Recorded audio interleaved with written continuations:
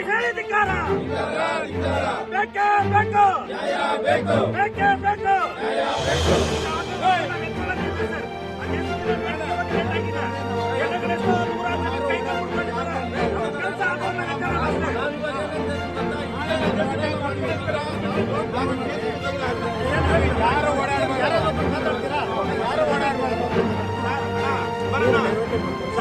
ನಾವ್ ಯಾಕೆ ಇಷ್ಟೊಂದ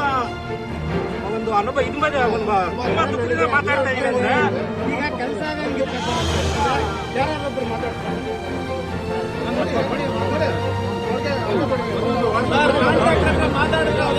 ಸರ್ಕಾರ ಅಂತ